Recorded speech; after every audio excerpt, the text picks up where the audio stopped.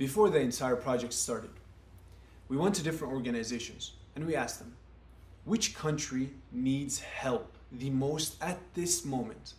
And the answer was Mali. Wow. Let's take a look at this. Oh my God. This is a house. Why is this my house? This is a house. Yes, this is my house. This is your house. Yeah, this is my house. This is bedroom. Yeah. This is somebody's house.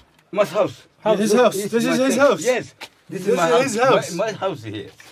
This is my house. Inshallah, right now, we are going 4 hours into Mali. We are visiting one of the worst places with the worst living conditions in the world.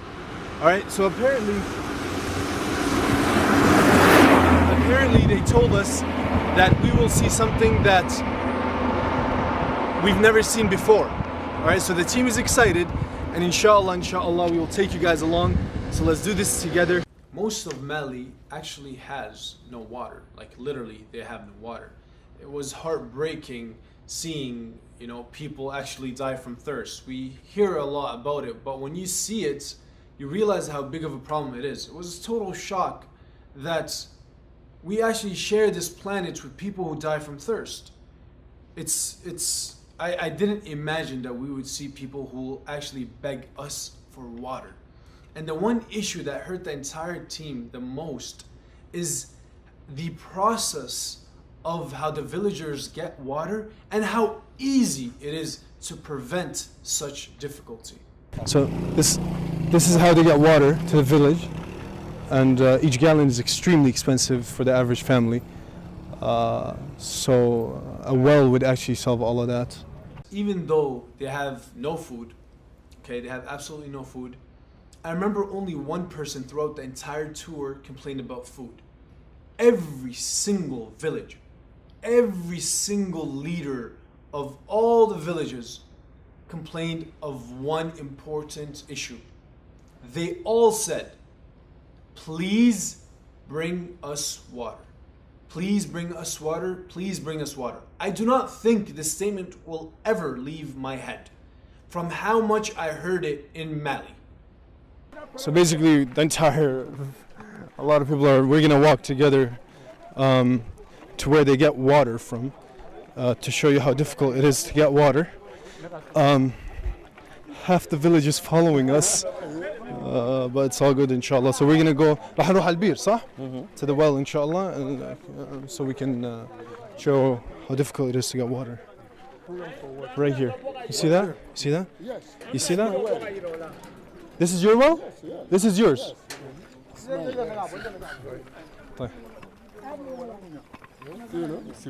This one basically gives subhanallah, man, subhanallah. This is how they drink water. This is how they drink water. Subhanallah. I don't think I'm ever gonna waste water again in my life. This is the water that they drink. Subhanallah. I don't know what to say, man. So this well is for the masjid and for the neighboring houses. That's it, only just around the corner. And this entire village, you have thousands of people. They only have 7 of these. Most of Mali gets water from wells. Yes, they still depend on wells. You have people on this earth that still depend on wells. That's just how it is. Now, in Mali, the fortunate people, the fortunate villages have functional wells. But so many of the villages in Mali do not have wells. So that means they have absolutely no sources for water. It's either they have a well that they owned, which is not functional anymore, or for example, the pump is not working anymore, or the ground is too hard to dig a well through the ground. This is the water that they drink. This is their well, and this is the water that they drink. Take a look. I'm gonna give a sad speech about this, but I think most of you can reflect by yourselves on this. So we just walked to another well, and as you can see, it's actually busted. It does not work. So their two sources for water are both busted. Both wells are busted. So inshallah, we're going to try and do something about it. Build them another well for these beautiful souls to have some water at least. That is the least that we can do, inshallah. We also were told that it is unfortunately a common phenomenon where Muslim villagers left Islam just so they can get water from different preachers of different religions. Imagine that. Someone leaving his or her own religion for water.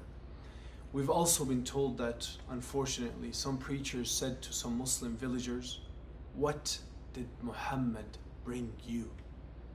So as you can see, this village is a village with with absolutely nothing.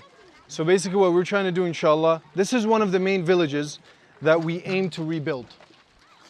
We want to build a school, a well, a medical center, and inshallah a masjid.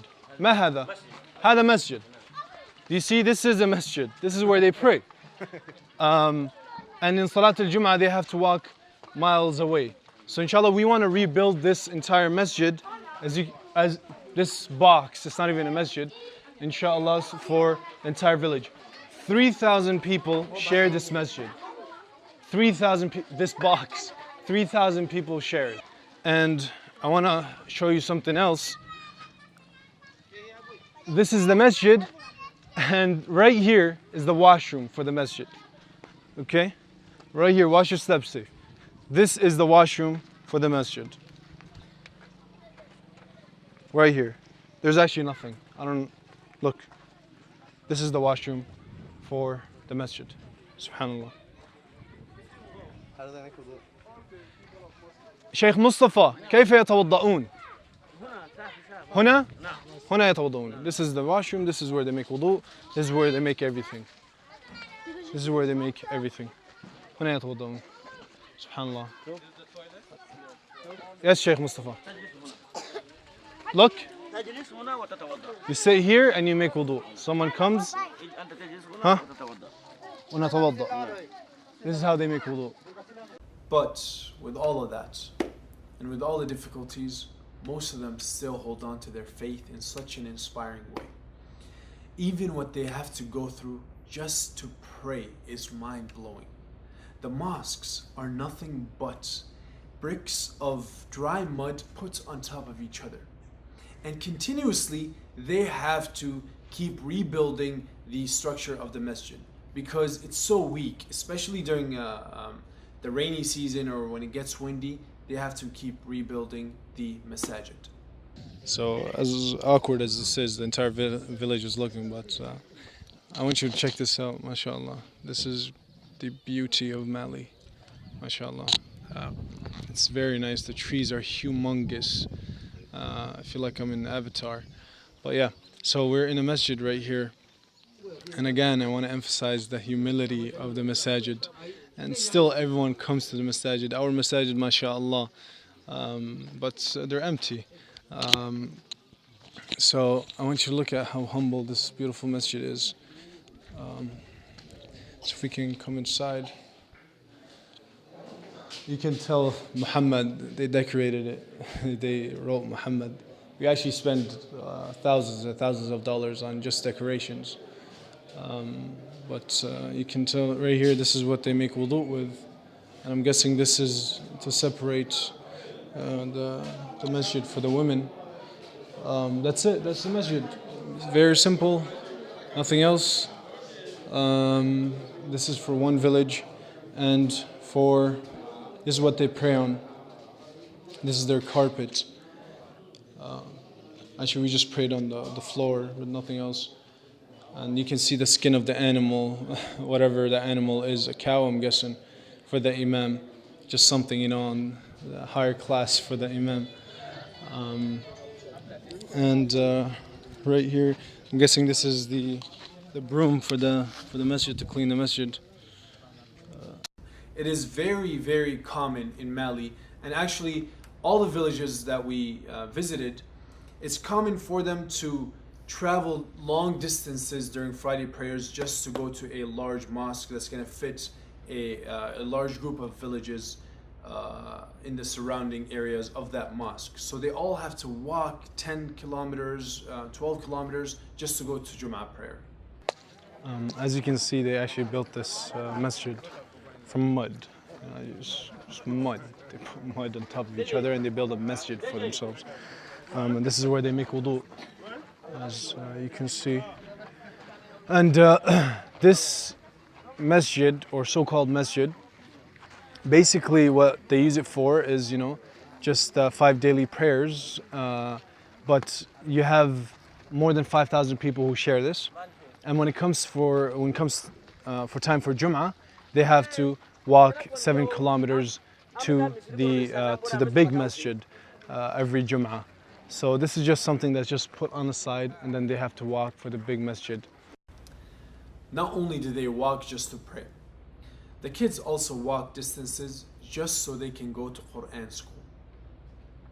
And so many of the kids, they're focused a lot on memorizing the Quran. It's very, very normal over there in Mali to have kids who know the entire Quran. Like a lot of them know the entire Quran, or even know a large portion of the Quran. And all this was memorized under mud, under heat, under thirst, under hunger. But they all continued to memorize the Quran. This is another classroom of their school where they study.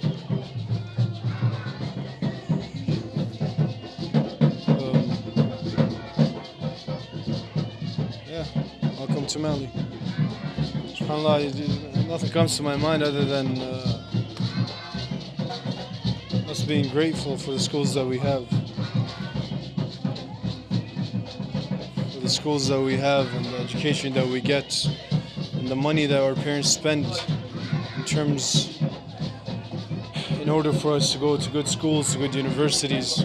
So this is the village that inshallah we're aiming to rebuild. Basically the school that they have, inshallah we want to rebuild it. And the masjid, we want to build a masjid in this village because they have no masjid. The nearest masjid, we asked to go there, but they said it's very, very far. And people, when they want to pray, they have to walk all the way over there. So we want to build a masjid in this area, inshallah. Rebuild the school and build a well in this village, inshallah. And we will try our best, inshallah, with your help, to build a medical center. Something that was very interesting was what they memorized off of. Okay, since they cannot afford the usual Quran, on paper, their Quran is written on wood. This is Francolo village. We came here and their main concerns were, of course, again, lack of water. So we promised them water, and actually we promised them masahif, Quran, like books, because they write on wood. Habibi, come, run, give me this, let me show you this.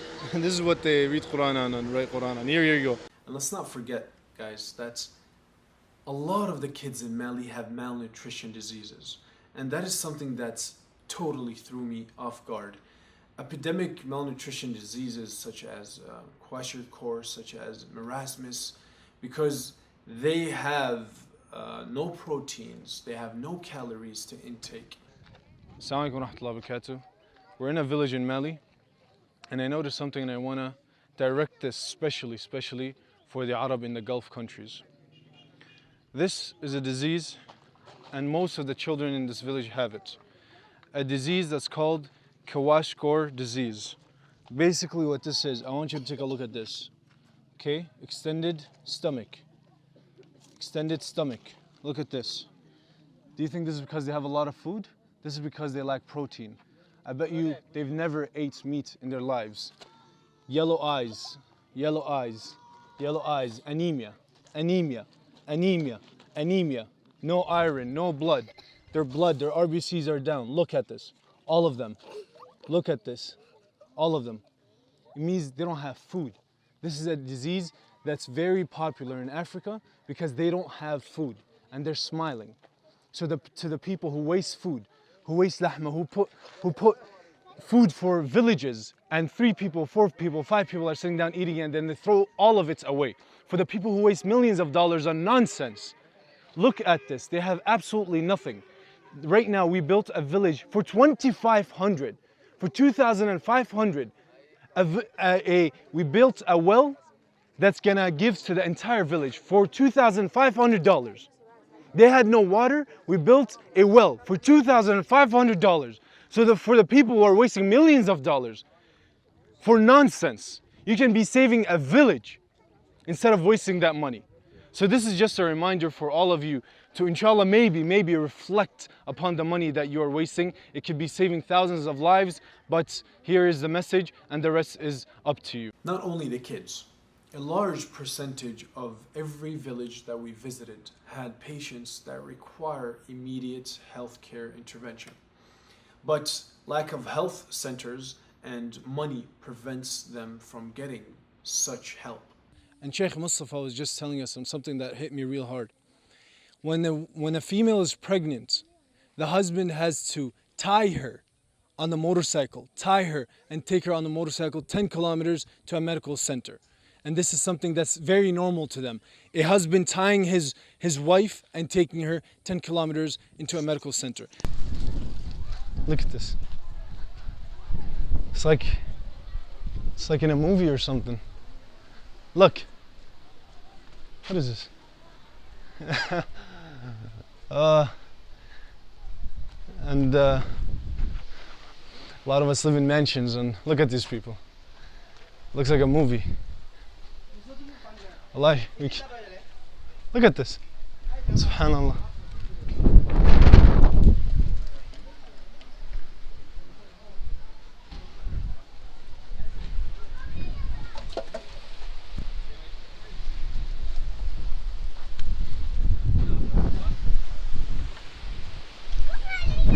And this is when I realized that we have truly neglected the needy. Why is it that charity events are the least attended events? Why is it that charity videos are the least watched videos? Why do we think 1,000 times before giving those people a single dollar? Has our society become so attached to money? Has our society given to a specific comfort zone that we do not want to leave, and we do not want to go outside and help? Have our youth misunderstood the true meaning of changing the world? Is changing the world just by getting followers and having extra likes? Whether the answer is yes or a no, you and I will not stand by while our families call upon us. Our families that literally told us, do not forget us. You and I will put our hands together, united, strong, not only to rebuild structures such as masajid, mosques, or health centers, but to rebuild broken hearts that seek nothing but an ounce of attention from us. Jazakumullah khair. Assalamu alaikum wa rahmatullahi wa barakatuh.